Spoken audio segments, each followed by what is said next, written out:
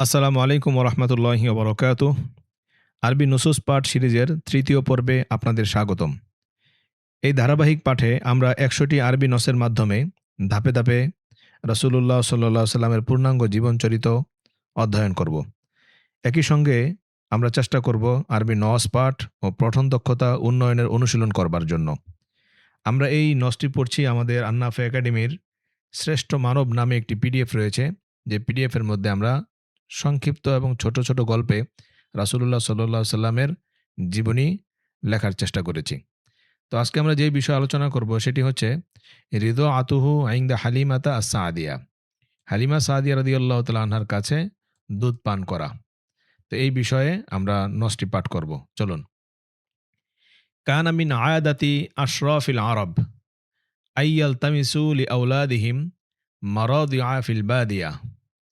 তো কানা মিন আয়াদাতি আশরাফিল আরব এর অর্থ হচ্ছে আরব সম্ভ্রান্ত পরিবারগুলোর রীতি ছিল। আয়াদাত মানে হচ্ছে রীতি, বহুবচন হচ্ছে আয়াদাত। আশরাফিল আরব, শরফ থেকে আশরাফ মানে হচ্ছে সম্ভ্রান্ত, আরব মানে হচ্ছে আরব। তো আরব সম্ভ্রান্ত পরিবারগুলোর অভ্যাস কানা ছিল আই আলতামিসু, তারা খুঁজতেন। ইলতামাসা ইয়ালতামিসু খোঁজ করা, তালাশ করা। তো আই আলতামিসু লি আউলাদিহিম, তাদের সন্তানদের জন্য তালাশ করতেন। কি তালাশ করতেন? মারাদিআ। মারাদিআ এর অর্থ হচ্ছে দুধ মাতা।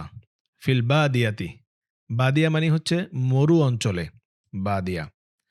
তাহলে মরু অঞ্চলে, আচ্ছা, আরবদের সম্ভ্রান্ত পরিবারগুলোর রীতি ছিল তারা নিজেদের সন্তানদের, লি আউলাদিহিম, তারা নিজেদের সন্তানদের জন্য মরু অঞ্চলে ফিল বাদিয়াতি আইয়াল তামিসু মারাদিআ, দুধ মাতা খুঁজত। লিয়ান শাআত তিফলু কবিয়াল জিসমি, কেন খুঁজত?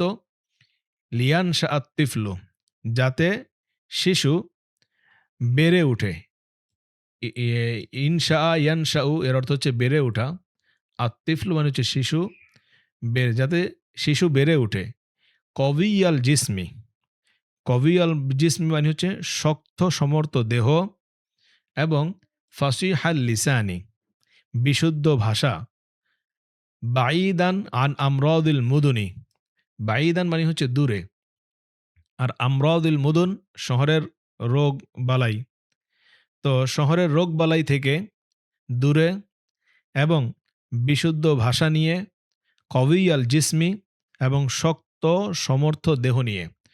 তো আল জিসমুল কবিয়্যু ছিল, সেখান থেকে কবিয়ুল জিসম মানে হচ্ছে আপনার ইজাফতুস সিফাত ইলাল মৌসুফ হয়েছে এখানে। তো সিফতকে মূলত আমরা মৌসুফের দিকে ইজাফত করেছি। তো কবি আল জিসমি ফাসিহ আল লিসান, আল লিসানুল ফাসি, এখানেও ইজাফতুস সিফাত ইলাল মৌসুফ হয়েছে। তো কবি আল জিসমি মানে হচ্ছে শক্ত দেহ, ফাসিহ আল লিসান বিশুদ্ধ ভাষা, বাঈদান এবং দূরে, আন আমরাদিল মুদুনি, মাদিনাতুনের বহুবচন হচ্ছে মুদুন। তো শহরের আমরাদ, মারাদুনের বহুবচন রোগ বালাই। তো অনুবাদ করতে পারি আমরা লিয়ানশা, যাতে শিশু, আত্তিফলু শিশু, শহরের রোগ বালাই থেকে দূরে থেকে শক্ত সমর্থ দেহ ও বিশুদ্ধ ভাষা নিয়ে বেড়ে উঠতে পারে। এই হচ্ছে অনুবাদ।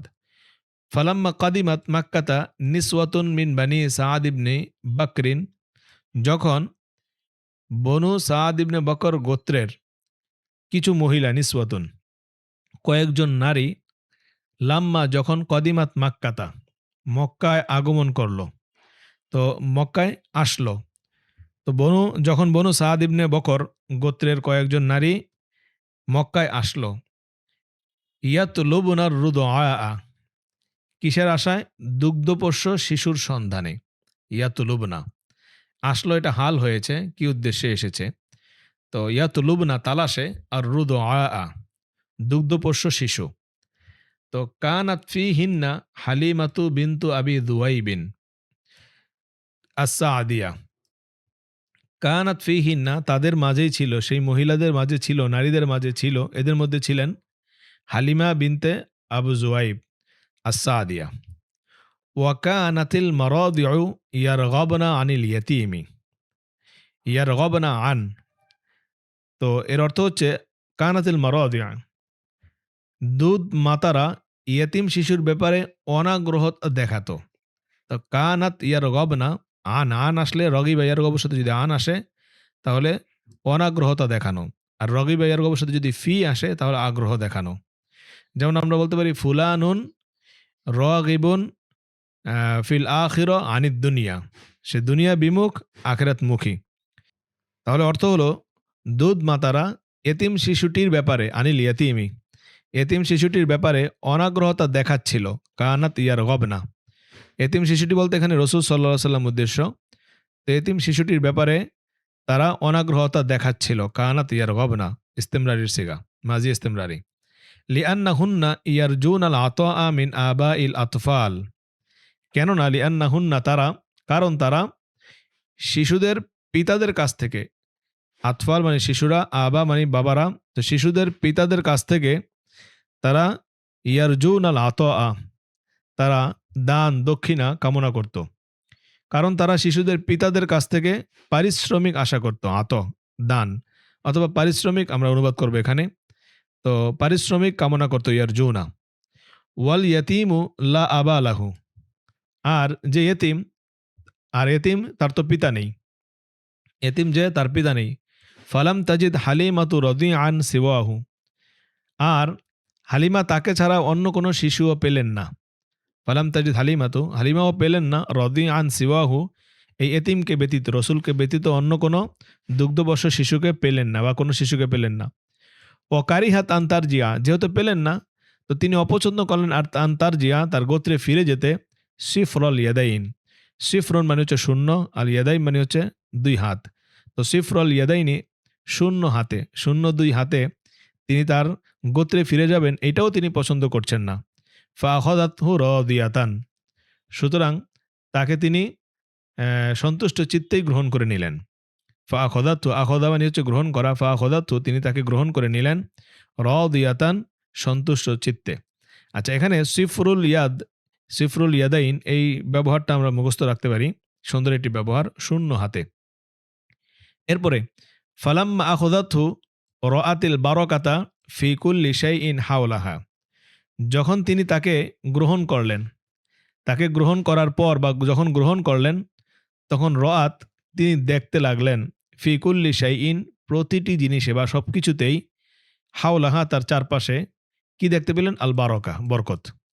তো তাকে গ্রহণ করার পর হালিমা তার চারপাশের সব কিছুতেই বরকত দেখতে পেলেন। দারর লাবানুহা হাত্তা সাবিয়া সবিয়ান, যে তার দুধ এত প্রবাহিত হলো যে দুই শিশুই তৃপ্ত সহকারে, মানে তৃপ্ত হতো। দারর লাবানুহা, দারর ইয়াদুর মানে হচ্ছে আপনার প্রবাহিত হওয়া, তো এখানে লাবানুহা তার দুধ, তো তার স্তনের দুধ এত বেশি প্রবাহিত হতো যে হাত্তা সাবিয়া সবিয়ান দুজন শিশু তৃপ্ত সহকারে খেতে পারতো বা তৃপ্ত হতে পারত। রাসূল সাল্লাল্লাহু আলাইহি সাল্লাম এবং তার সাথে যে তার ভাই ছিল হালিমা সাদিয়া রাদিয়াল্লাহু আনহার যে আপন সন্তান, এই দুইজনই পেট ভরে খেতে পারত। ওয়াম তালা দরউ শাতিহা, এর অর্থ হচ্ছে তার বকরির ওলান দুধে ভরে উঠল। ইমতালা ইয়ামতালি ও মানে হচ্ছে ভরে যাওয়া, দরউ শাতিহা তার বকরির ওলান, দরউন মানে হচ্ছে ওলান। তো অমতালা দরউ শাতিহা তার বকরির ওলান ভরে উঠল, ভরে গেল। অকবিয়াত রাহিলাতুহা বাদা দফিন, এবং তার দুর্বল সোয়ারিটিও শক্তি ফিরে পেল। কবিয়াত মানে শক্তিশালী হয়ে গেল। রাহিলাতুহা, তো এর অর্থ হচ্ছে সোয়ারি অথবা তার বাহন, তার বাহনও শক্তিশালী হয়ে গেল। বাদা দফিন বা দফিন দুর্বলতার পর, তো দুর্বল সোয়ারিটিও শক্তি ফিরে পেল, এই অনুবাদ আমরা করব। ফকল আলাহা জাউজুহা, তার স্বামী তাকে বললেন, লাকদ আখযতি নাসামাতান মুবারাকাতান, লাকদ আখযতি নাসামাতান মুবারাকাতান, তিনি বললেন যে তুমি তো এক বরকতময় প্রাণ গ্রহণ করেছ।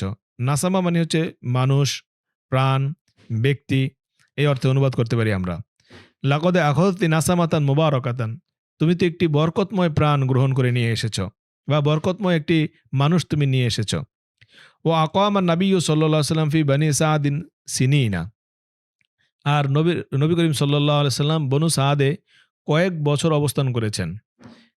সিনিনা কয়েক বছর, আকামা সিনিনা কয়েক বছর অবস্থান করেছেন। ইয়াশিব্বু নাশআতান কারীমাতান ফি হাওয়াইল বাদিয়াতিন নাকিয়্যি। ইয়াশিব্বু নাশআতান কারীমাতান, মরুভূমির, এখানে দেখেন ফি হাওয়াইল বাদিয়াতিন নাকিয়্যি, নাকিয়্যুন শব্দটা হাওয়াউনের সিফত, নাকিয়্যুন শব্দটা হাওয়াউনের সিফত। তাহলে এর অর্থ হচ্ছে ফি হাওয়াইল বাদিয়াতিন নাকিয়্যি, মরুভূমির নির্মল বাতাসে। এখানে স্বচ্ছ বাতাস, নাকিয়্যুন মানে পরিষ্কার পরিচ্ছন্ন স্বচ্ছ নির্মল বাতাস, হাওয়াউন বাতাস, আর বাদিয়া মানে হচ্ছে মরুভূমি। তো মরুভূমির নির্মল বাতাসে সম্ভ্রান্তভাবে, কারিমাতান সম্ভ্রান্তভাবে রাসূল সাল্লাল্লাহু আলাইহি ওয়াসাল্লাম ইয়াশিব্বু বেড়ে উঠলেন। ইয়াশিব্বু নাশআতান কারিমাতান, তো নাশআতুন মানে হচ্ছে বেড়ে ওঠা, তো ইয়াশিব্বু মানে হচ্ছে যুবক হওয়া, বেড়ে ওঠা।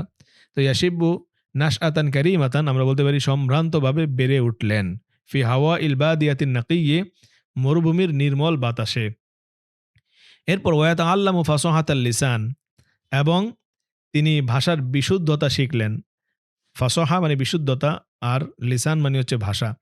ওয়াতাআল্লামু ফাসাহাতাল লিসান, এবং ভাষার বিশুদ্ধতা তিনি শিখলেন।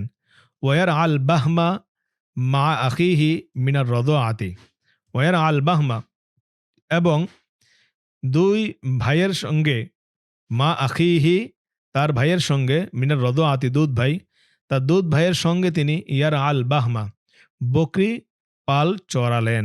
ইয়ার আ মানে চড়ালেন, আল বাহমা মানে হচ্ছে বকরির পাল, তো বকরির পাল তিনি চড়াতেন বা চড়ালেন। সুম্মা রদ্দাতহু হালিমাতু ইলা উম্মিহি আমিনাতা বাদা হাদিসাতি শাক্কি সদরি, এরপর তিনি তাকে ফিরিয়ে দিলেন। অতঃপর বক্ষ বিদারণের ঘটনার পর, মানে শাক্কি সদরের পর রাসূল সাল্লাল্লাহু আলাইহি ওয়াসাল্লামের বক্ষ বিদারণের ঘটনা সামনে আসবে। তো বক্ষ বিদারণে হাদিসা মানে হচ্ছে ঘটনা, আমরা দুর্ঘটনাও বলতে পারি, তার দৃষ্টিকোণ থেকে তখন তো দুর্ঘটনাই ছিল এটা। তো শাক্কি সদরের দুর্ঘটনা বা ঘটনার পর বা ঘটার পর হালিমা তার মা আমিনার নিকট তাকে ফিরিয়ে দিলেন। এরপরে ওয়াহিয়া খাইফাতুন আলাইহি, তার ব্যাপারে শঙ্কিত, মুহিব্বাতুন লাহু, অথচ তার প্রতি গভীর ভালোবাসা নিয়ে। তাহলে এটা হচ্ছে হাল। ওয়াহিয়া খাইফাতুন আলাইহি, তিনি ফিরিয়ে দিয়েছেন ঠিক আছে, তিনি তার ব্যাপারে আশঙ্কা করছিলেন, ভয় করছিলেন যে যদি কোনো জিন তাকে আসর করে, এই জন্য। তো ওয়াহিয়া খাইফাতুন আলাইহি, তিনি রাসূল সাল্লাল্লাহু আলাইহি ওয়াসাল্লামের উপরে আশঙ্কিত বা শঙ্কিত অবস্থায়, মুহিব্বাতুন লাহু, অথচ তার প্রতি গভীর ভালোবাসা রেখেই তিনি তাকে ফিরিয়ে দিলেন। ওয়াকাদ হাফিযালাহান নাবিয়্যু সাল্লাল্লাহু আলাইহি ওয়াসাল্লাম হাদাল জামিলা, ওয়াকাদ হাফিযালাহান নাবিয়্যু সাল্লাল্লাহু আলাইহি ওয়াসাল্লাম হাদাল জামিলা, আর এই অনুগ্রহের কথা মনে রেখেছিলেন রাসূল সাল্লাল্লাহু আলাইহি ওয়াসাল্লাম। ওয়াকাদ হাফিযালাহা, লাহা মানে লি হালিমা আস-সাদিয়া, তো তিনি এই হালিমা সাদিয়ার জন্য মনে রেখেছিলেন হাদাল জামিল। জামিল মানে হচ্ছে অনুগ্রহ, দয়া, এখানে আমরা এই অনুবাদটা করব, যদিও জামিল অর্থ সুন্দর, কিন্তু এটা অনুগ্রহ ব্যবহার আছে। আপনারা যখন আরবি অনেক কিতাব পাঠ করবেন তখন দেখবেন জামিলকে অনুগ্রহের অর্থ ব্যবহার করা হয়েছে, ভালো আচরণের অর্থ ব্যবহার হয়। তো ওয়াকাদ হাফিযালাহান নাবিয়্যু সাল্লাল্লাহু আলাইহি ওয়াসাল্লাম হাদাল জামিলা, আর নবী করিম সাল্লাল্লাহু আলাইহি ওয়াসাল্লাম এই অনুগ্রহের কথা মনে রেখেছিলেন বা হেফজ করে রেখেছিলেন, মনে রেখেছিলেন। ফাকানা ইউকরিমুহা কুল্লামা রাআহা বাদা নবুওয়া, সুতরাং নবুয়তের পরও, বাদা নবুয়তি, নবুয়তের পরও যখনই তিনি হালিমাকে দেখতেন, কুল্লামা রাআহা, হালিমাকে দেখতেন, দুধ মাকে দেখতেন, ফাকানা ইউকরিমুহা, তিনি তাকে সম্মান করতেন, তিনি তাকে প্রচুর সম্মান করতেন। তাহলে ইউকরিমুহা কুল্লামা রাআ, এটা একটা সুন্দর ব্যবহার, এটাও আমরা মনে রাখতে পারি। তো এই হলো আজকে আমাদের ধারাবাহিক আরবি নস পাঠের তৃতীয় পর্ব।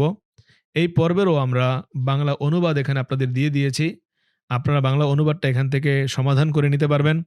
আর যারা আমাদের এই পিডিএফ চান তারা আমাদের আন্নাফ একাডেমির সাথে যোগাযোগ করতে পারেন, অথবা আমাদের ওয়েবসাইট থেকেও আপনি এটা সংগ্রহ করতে পারেন খুব সহজে। তো অনুবাদের পর আমরা এই আরবি নসের মধ্যে কি কি নতুন শব্দ ব্যবহার হয়েছে তা আমরা একটু দেখে নেই। যেমন আয়াদাতুন, এর অর্থ হচ্ছে অভ্যাস বা প্রথা। আশরাফ, সম্ভ্রান্ত ব্যক্তিবর্গ। ইলতামাসা ইয়ালতামিসু, খোঁজা, অনুসন্ধান করা।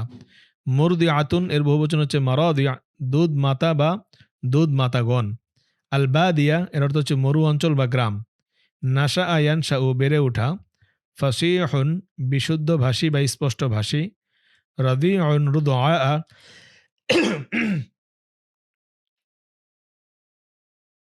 রাদিউন রুদআ, দুগ্ধপোষ্য শিশু। রগিবা আন, অনাগ্রহতা দেখানো। আল আতাউ, দান বা পারিশ্রমিক। কারিহা ইয়াকরাহু, অপছন্দ করা। দাররা, প্রচুর প্রবাহিত হওয়া, শাবিআ তৃপ্ত হওয়া পেট ভরা, দরউন ওলান, শাতুন বকরি বা ছাগল, রাহিলাতুন সওয়ারি উট, নাসামাতুন প্রাণ অথবা মানুষ, সাব্বা ইয়াসিব্বু বড় হয়ে ওঠা, আল বাহমু ছাগল ভেড়ার বাচ্চা, রদ্দা ফিরিয়ে দেওয়া।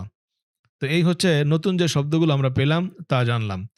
এবার আসেন এখানে কিছু নতুন সুন্দর সুন্দর ব্যবহার আছে, যে ব্যবহারগুলো আমরা আমাদের জীবনে ব্যবহার করতে পারি, লেখালেখিতে ব্যবহার করতে পারি। যেমন সিফরল ইয়াদাইন খালি হাতে, সিফরল ইয়াদাইন খালি হাতে। যেমন লোকটি বাজার থেকে খালি হাতে ফিরলো, এটা যদি আমরা বলতে চাই তাহলে আরবি বলবো রজা আর রজুলু মিনাসুকে সিফরল ইয়াদাইন। লোকটি বাজার থেকে খালি হাতে ফিরল। রজা আর রজুলু মিনাসুকে সিফরল ইয়াদাইন। এরপর রগিবা আন এবং রগিবা ফি, বিমুখ হওয়া আগ্রহী হওয়া। রগিবা ফি মানে হচ্ছে আগ্রহী হওয়া, আর রগিবা আন হচ্ছে বিমুখ হওয়া। তো রগিবা আনিল মালিল হারাম ও রগিবা ফির রিজকে তৈয়িব, সে হারাম সম্পদ থেকে বিমুখ হলো আর হালাল রিজিকে আগ্রহী হলো। তাহলে রগিবা আনিল মালিল হারাম ও রগিবা ফির রিজকে তৈয়িব। এরপরে দাররল লাবান, দুধ প্রচুর পরিমাণে হওয়া।